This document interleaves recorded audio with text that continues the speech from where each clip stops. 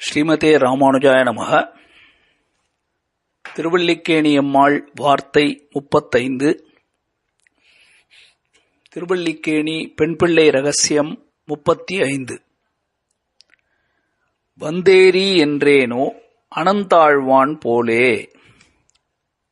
வந்தேரி என்றேனோ அனந்தாழ்வான் போலே. அனந்தாழ்வான் நாம கீழேயே அனுபவிச்சிருக்கிறோம். அனந்தாழ்வான் என்பவர் ராமானுஜருடைய சிஷ்யர்களுக்குள்ளே ஒருத்தர். திருவேங்கட மலையிலே இருந்தார். அங்கிருந்து ராமானுஜர் சொன்னபடி கைங்கரியம் பண்ணார் அப்படின்னு பார்த்திருக்கோம். அவருடைய சரித்திரம், அவர் யார் அப்படின்னு உங்களுக்கு தெரியும், கேள்விப்பட்டிருக்கீங்க. வந்தேரி அப்படின்னா என்ன? அவர் யாரை பார்த்து, இந்த அனந்தாழ்வான் யாரை பார்த்து வந்தேரின்னு சொன்னார்? வந்தேரி என்ற வார்த்தையினுடைய பொருள் என்ன? ரொம்ப அழகான ஒரு சரித்திரம். வந்தேரின்னா ஒரு வீடு இருக்கு. அந்த வீட்டுக்கு சொந்தக்காரர் வேற ஒருத்தர். அந்த வீட்டிலேயே 2 பேர் குடுத்தனம் இருக்கிறாங்க, ரெண்டுக்கு இருக்கிறாங்க, டெனன்ட், வாடகைக்கு இருக்கிறவர்கள். வாடகைக்கு இருக்கிறவர்களுக்குள்ள நான் சீனியர், நீ ஜூனியர், நீ பின்னாடி வாடகைக்கு வந்த, நான் முன்னாடி வாடகைக்கு வந்தேன் அப்படின்னு பெருமை சொல்ல முடியுமா? வாடகைக்கு இருக்கிறவன்னா வாடகைக்கு இருக்கிறவன் தான். வாடகைக்கு முன்னால வந்தவர் வாடகைக்கு பின்னாடி வந்தவரை பார்த்து நீ இங்கிருந்து கிளம்பு அப்படின்னு சொன்னா அந்த வாடகைக்கு பின்னாடி வந்தவர் என்ன பதில் சொல்லுவார்? நீயும் வாடகைக்கு வந்தவன் தான், நானும் வாடகைக்கு வந்தவன் தான், நீ இன்னும் முதலாளியா இந்த இடத்துக்கு? நீ யார் என்ன வெளியே போக சொல்றதுக்கு?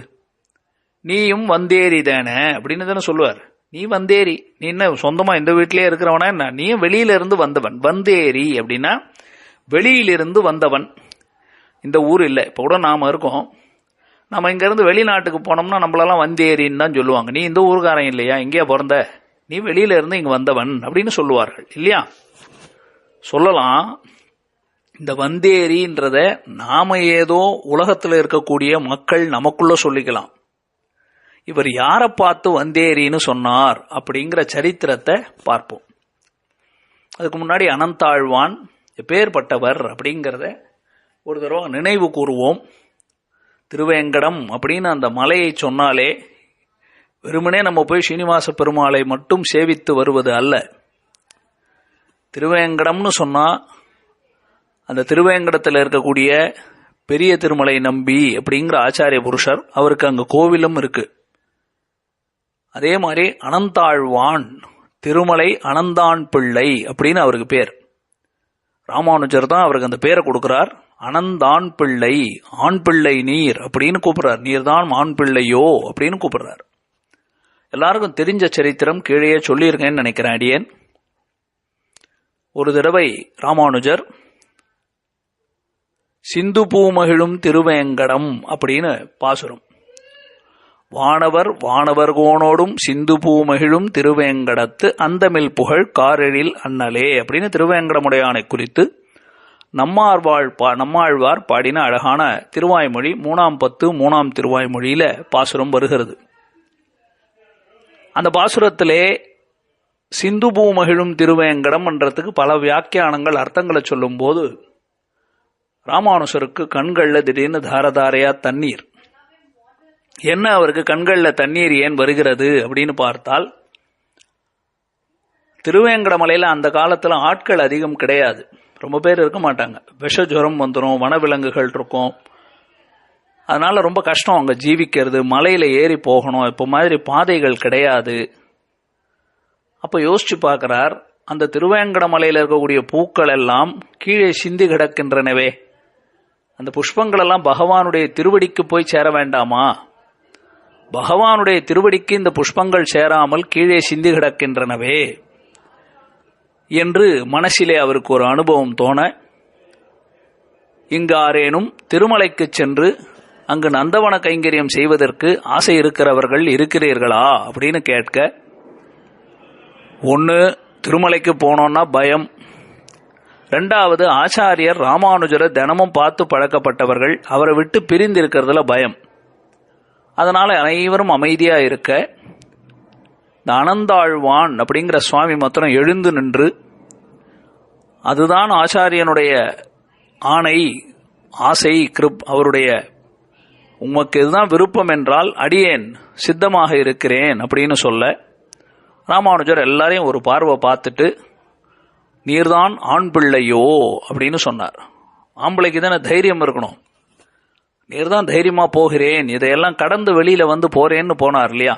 அப்படி போனவர் தன்னுடைய மனைவியோட மட்டும் சேர்ந்திருந்து பெரிய ஒரு அந்த இடத்துல நீர் பாய்ச்சறதுக்கு நந்தவனமா இருக்கணும் இல்லையா? புஷ்பங்கள் காட்டுல எத்தனையோ புஷ்பம் இருக்கும். பகவானுக்கு கொடுக்கறதுக்குன்னு புஷ்பங்கள் வேணும்னா அதுக்காக அழகா ஒரு நந்தவனம் ஏற்பாடு செய்கிறார் ராமானுசன் அப்படின்னு. ஒரு குளத்தை வெட்டுறார். இன்னைக்கும் போனீங்கன்னா திருவேங்கடமலையில அதெல்லாம் சேவிக்கணும். போனோம், ஏதோ பெருமாளை சேவிச்சோம், லட்டு வாங்கினோம், வந்தோம்னு இருக்கக்கூடாது. வராக பெருமாளை சேவிக்கணும், சுவாமி புஷ்கரணியை சேவிக்கணும், பெருமாளை சேவிக்கணும், பெரிய திருமலை நம்பியை சேவிக்கணும், அனந்தாழ்வான் தோட்டத்துக்கு போய் அவரை சேவிக்கணும். கொஞ்சம் மேலே போனீங்கன்னாக்கா ஸ்ரீனிவாச பெருமாள் இறங்கி வந்த பாதம் அந்த இடத்துல தெரியும். அதெல்லாம் போய் சேவிக்கணும். அங்கிருந்து கீழே இறங்கி வந்தா வழியெம்பெருமானார் சந்நிதி அப்படின்னு படியில கொஞ்சம் இறங்குனீங்கன்னா ஒரு 200-300 படியில வழியெம்பெருமானார் சந்நிதி. இதெல்லாம் சேவிச்சாதான் திருவேங்கடவ யாத்திரை முடிவு பெற்றது அப்படின்னு அர்த்தம். மலையில போனான். இது மாதிரி திருமலையில அனந்தாழ்வான் இப்பொழுது அழகான நந்தவனத்தை அமைச்சிட்டார். ஒரு சின்ன குடிசை பரன் மாதிரி அமைத்து கொண்டு அந்த இடத்துல தானும் தன் மனைவியுமாக பகவானுக்கு நித்தியப்படி அழகான மாலை புஷ்பங்களை பறிக்கிறார். பறித்த புஷ்பங்கள் அதை மொட்டா இருக்கும் போதே அழகா அதை யோசிச்சு எப்படி பகவானுடைய திருமேனியில சாத்தினா அது ரொம்ப அழகா இருக்கும் என்று தொடுத்த துழாய்மலர் சூடி கலைந்தன சூடுமி தொண்டர்களோம்னு சொல்ற மாதிரி மனசுல பக்தியோடு பிரீத்தியோடு அந்த பகவானுடைய திருமேனிக்கு உறுத்தாம, அதே சமயத்தில் அந்த வர்ண கலவைகள் எல்லாம் இந்த பூ இங்க, இந்த பூ இங்க, இவ்வளவு அகலத்துல இவ்வளவு நீளத்துல அப்படின்னு அழகா அதை பதிச்சு அந்த புஷ்பங்களை எல்லாம் மாலையாக கட்டி, சாயங்காலம் அந்த மாலை அதுல இருக்கக்கூடிய அந்த பூக்கள் எல்லாம் மலருகிற நேரம், அதாவது அது எப்போ போய் கொடுப்பாருன்னா சாயங்காலம்னு இல்லை, பூக்கள் மலருகிற நேரத்தில் அந்த பெருமாளுக்கு போய் கொடுத்துடணும். ஏன்?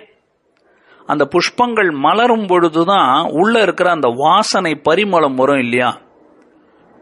பெருமாளுக்கு எந்த புஷ்பங்கள் நாம சமர்ப்பிக்கணும் அப்படின்னு கேட்டால், பெரியாழ்வார் என்பகர் பூவும் கொணர்ந்தேன் அப்படின்னு பாடிட்டார். செண்பக மல்லிகையோடு செங்கழுநீர் இருவாட்சி என்பகர் பூவும் கொணர்ந்தேன் அப்படின்னு பாடுறார். அதுபோல முக்கியமா எந்த புஷ்பம் அப்படின்னாக்கா வாசனையா இருக்கிற புஷ்பங்கள் தான் சாத்தணும். சிவபெருமானுக்கு நீங்க சாத்தக்கூடிய புஷ்பங்கள் அதுல வாசனை இல்லாத புஷ்பங்கள் சாத்தணும். ஏன்னா அவர் ஸ்மசான பூமியில இருக்கக்கூடியவர். அதுக்கேற்ற மாதிரி அவருக்கு பிடித்தது அந்த வாசனை எல்லாம் பிடிக்காது. அதனால அவருக்கு வாசனை இல்லாத புஷ்பங்கள்லாம் அவருக்கு சமர்ப்பிப்பார்கள். ஆனா பகவானுக்கு சமர்ப்பிக்கக்கூடிய எந்த பூவிலுமே இயற்கையான நறுமணம் இருக்கக்கூடிய புஷ்பங்கள் தான் பகவானுக்கு சமர்ப்பிக்க வேண்டும். முள் இருக்கிற புஷ்பங்கள் சமர்ப்பிக்க கூடாது. இந்த மாதிரிலாம் சில விதிகள் உண்டு. நீங்க அழகா திவ்ய தேசங்கள்ல போய் அது பார்த்தீங்கன்னா தான் தெரியும். பாதிரி பச்சை அப்படின்னு சொல்லுவாங்க, சம்பங்கின்னு சொல்லுவாங்க, விருச்சின்னு சொல்லுவாங்க, நந்தியாவட்டை அப்படின்னுவாங்க. இந்த மாதிரி பல புஷ்பங்கள் உண்டு. மல்லிகை, முல்லை இதெல்லாம் சேர்க்கலாம். இதை மாதிரி இருக்கக்கூடிய உயர்ந்த புஷ்பங்களை எல்லாம் ஏற்பாடு செய்து நந்தவனத்தில் அழகா பகவானுக்காக எடுத்து அழகான நார்ல அந்த மாலைகளை கட்டுறார். நம்ம மாதிரி இன்னைக்கு நூல்ல கயிறுல கட்டுறதெல்லாம் தவறு செய்யக்கூடாது. அழகான அதற்குன்னு இருக்கக்கூடிய இயற்கையான நார், அந்த நாரை எடுத்து அந்த நார்ல தான் கட்டி, வாழை நார், அந்த நார் காஞ்ச நாரை எடுத்து அதுல தான் கட்டுறார். அதை கட்டி பெருமாளுக்கு சரியான நேரத்துல தான் சமர்ப்பிப்பார். அது சரியா கட்டி முடிச்சு பெருமாள் திருமேனியில சாத்தின உடனே அதுக்குன்னே காத்திருந்தா போல அந்த புஷ்பங்கள் கொஞ்சம் கொஞ்சமா மலரும் போது அந்த நறுமணம் வந்தா பகவானுக்கு எவ்வளவு ஆனந்தமா இருக்கும். தொண்டு அப்படி செய்யணும். ஏதோ நானும் பூ கட்டினேன், கடையில போனோம், ஏதோ வாங்கினோம், காசு பேரம் பேசினோம், எடுத்தோம், அப்படியே கொண்டு போய் பெருமாளுக்கு பிளாஸ்டிக் கவரோட கச்ச கச்ச கச்சன்னு நீட்டினு அதெல்லாம் செய்யக்கூடாது.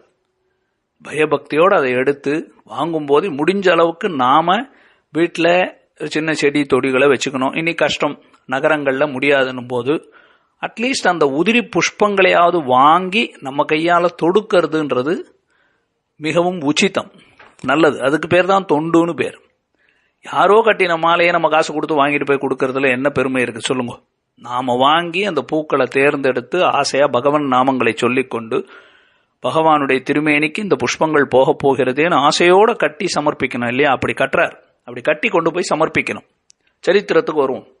ஒரு நாள் சீனிவாச பெருமாளுக்கு அங்க இருந்ததே ஒரு 4-5 பேர் தான் தொண்டுக்கு.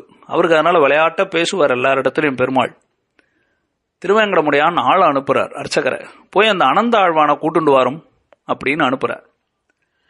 அந்த அனுப்பினவர் வந்தார். சுவாமி, உம்ம பெருமாள் வர சொல்றார், கூப்பிடுறார், வரும் அப்படின்னு கூப்பிட்டார். அவர் சொன்னார், நான் கைங்கரியத்தில் இருக்கேன், வேலையில இருக்கேன், இப்போ பூ கட்டின்னு இருக்கேன், மாலை கட்டின்னு இருக்கேன், வரேன்னு சொல்லும் அப்படின்னு சொல்லி அனுப்பிச்சிட்டார். இவர் மறந்துட்டார், பெருமாள் கூப்பிட்டார்ன்ற ஒரு படபடப்போ ஒரு துடிதுடிப்போ பயமோ ஒன்றும் இல்லை. அவர் பாட்டுக்கு அனுப்பிச்சிட்டார். இவர் பாட்டுக்கு எப்பவும் கட்டுற மாதிரி மாலையை கட்டுறதுல ஈடுபாட்டோட நன்னா கட்டினார், கொண்டு போய் சமர்ப்பிச்சார். பெருமாள் பார்த்து கேட்டார், ஏன் நீர் நான் கூப்பிட்டப்போ வரலை? நான் கூப்பிட்டு அமிச்சேன்ல, சர்வலோக பிதா இல்லையா, நான் சர்வேஸ்வரன் இல்லையா, அகிலாண்ட கோட்டி பிரம்மாண்ட நாயக்கன்னு எல்லாரும் சொல்றாங்களே, நான் கூப்பிட்ட பொழுது ஏன் வரவில்லை நீர் அப்படின்னு கேட்டார். அவர் சொன்னார், சுவாமி, நான் புஷ்பத்தை சரியான விதத்தில் எடுத்து சேர்த்து மாலையை கட்டி அது விகசிக்கிறதுக்குள்ள மலர்றதுக்குள்ள உமக்கு கொண்டு வந்து சமர்ப்பிச்சாதான் நீர் போட்டுக்கும் போது வாசனையா இருக்கும். அதனால அந்த காரியத்தில் இருந்தேன். நடுவில் நீர் கூப்பிட்டீர்னு வந்து போனாக்கா அந்த பூ அப்புறமா மலர்ந்து போயிடுச்சுன்னா அப்புறம் அது அதனுடைய வாசனை வராமல் போயிடுமே, அதனால நான் காரியத்தில் இருந்தேன் அப்படின்னார்.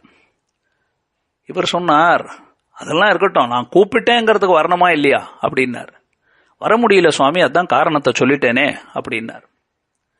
அப்படின்னா நீர் இங்க இருக்க வேண்டாம், நான் சொல்ற பேச்ச கேட்கறது இல்லை, எனக்கு மரியாதை கொடுக்கல அப்படின்னாக்கா நீர் ஏன் இங்க இருக்கிறீர்? நீர் இந்த இடத்த காலி பண்ணும், நீர் திருமலையிலே இருக்க வேண்டாம், திருமலையை காலி பண்ணும் அப்படின்னு சொன்னார். இவர் அழகா பதில் சொன்னார், முதல்ல நீரா என்னை இங்க கூட்டு வந்தீர்? நான் எம்முடைய ஆச்சாரியனான ராமானுஜர் கொடுத்த ஆணை, அவர் ஆசைப்பட்டார், அவருடைய ஆசையை நிறைவேற்றுவதற்காக வந்திருக்கிறேன். நான் உமக்காக இங்க வரல. இல்ல, நீர் கட்டுற மாலையை நான் தானே சாத்திக்கிறேன், எனக்கு தானே அதுன்னார். இல்லை, நான் மாலை கட்டுறது நான் ஆசைப்பட்டு கட்டல, எங்க ஆச்சாரியன் உமக்கு மாலை கட்டி கொடுக்கணும்னு ஆசைப்பட்டார், அவருடைய ஆசையை நிறைவேற்றுவதற்காகத்தான் நான் மாலையை கட்டி கொடுக்கறனே தவிர உமக்கு கொடுக்கணுங்கிறதுக்கு இல்லை. ஆச்சாரியனுடைய ஆணையை நிறைவேற்றுவதற்காக வந்திருக்கிறேன், அந்த காரியத்தை செய்கிறேன். அதனால நீர் என்னை கூட்டு வரல, என்ன போன்னு சொல்ல முடியாது. ஒன்று. ரெண்டாவது, அப்பதான் இதை சொன்னார், நீரும் வந்தேரி தானே. இப்பதான் அந்த வாக்கியத்துக்கு வரணும். நீர் மாத்திரம் என்ன, இந்த இடம் உண்மைதான், திருமலை உம்மது இல்லையே, நீரும் வாடகைக்கு வந்தவர் தானே, லீஸ் எடுத்துட்டு வந்தவர் தானே. பரன் சென்று சேர் திருவேங்கட மாமலை ஒன்றுமே தொழ நம்பினை ஓயுமே அப்படின்னு ஆழ்வாருடைய பாசுரம். பரன் அப்படின்னா திருவேங்கடமுடையான், சென்று சேர் அவர் எங்கேயோ இருந்தவர் அங்க வந்து சேர்ந்தார். அப்படின்னா யாருடைய க்ஷேத்திரம் இது? திருமலைன்னு சொன்னா வராக க்ஷேத்திரம். ஆதி வராக பெருமாள், பூவராக பெருமாள் தான் அந்த இடத்துல, அவர் தான் அதிபதி. அந்த க்ஷேத்திரத்துக்கு ஓனர் யார் அப்படின்னு கேட்டா, சின்னவரா உட்காந்துருக்காரு சுவாமி புஷ்கரணி கரையில, அவருடையதுதான் இந்த பூமி. அவரிடத்துல இவர் ஸ்ரீனிவாசனா வந்தப்போ நான் கொஞ்சம் இங்க தங்கிக்கிறேன் இருக்கலாமான்னு வந்து, நீர் வந்தேரி தானே, நானும் வந்தேரி, நீயும் வந்தேரி. நான் பிறந்தது கர்நாடக தேசத்துல, ஸ்ரீரங்கத்தில் இருந்தேன், ஆச்சாரியன் ஆணை பேர்ல வந்திருக்கேன். நீர் அடியார்களுக்கு அருள் புரியணும்னு வந்திருக்கீர், உம மனைவியை தேடிக்கிட்டு வந்தீர். 2 பேருமே வந்தேரி தானே. ஒரு வந்தேரி இன்னொரு வந்தேரியை பார்த்து போன்னு சொல்ல முடியுமா? அதெல்லாம் போக முடியாது என்று ஸ்ரீனிவாச பெருமாளையே பார்த்து தைரியமா பதில் சொல்லி இருக்கிறார்னா, அதுதான் அனந்தாழ்வானுக்கு ராமானுஜரிடத்துல இருந்த ஆச்சாரிய நிஷ்டை பிரதிபத்தி. இதை பார்த்து ஸ்ரீனிவாசனுக்கு ஒரே ஆனந்தம். உம்மை நான் எப்படி போ சொல்லுவேன், நீர் எனக்கு ரொம்ப ஆத்ம கைங்கரியப்பரர் இல்லையா, உம்மை விடுவேனா அப்படின்னு பக்கத்துல வைத்துக் கொண்டார் என்பது சரித்திரம். அகிலாத்ம குணாவாசம் அக்ஞான திமிராவகம் ஆசிரிதானாம் சுஷரணம் வந்தே அனந்தாரிய தேசிகம் என்பது அனந்தாழ்வானுடைய உயர்ந்த தனியன். வந்தேரி என்றேனோ அனந்தாழ்வான் போலே. அனந்தாழ்வான் திருமலை அனந்தான் பிள்ளை திருவடிகளே சரணம். அடுத்து 36, 37வது வாக்கியம் சேர்ந்து பார்க்க போறோம். திரும்பவும் 36, துடையில் தாங்கினேனோ நஞ்சியரை போலே. துடையில் தாங்கினேனோ நஞ்சியரை போலே. 37வது வாக்கியம், கோல் வேண்டாம் என்றேனோ நஞ்சியரை போலே. கோல் வேண்டாம் என்றேனோ நஞ்சியரை போலே. என்ன சொல்ல வருகிறார்? அடுத்த பதிவிலே அனுபவிப்போம். ஸ்ரீமதே ராமானுஜாய நமஹ.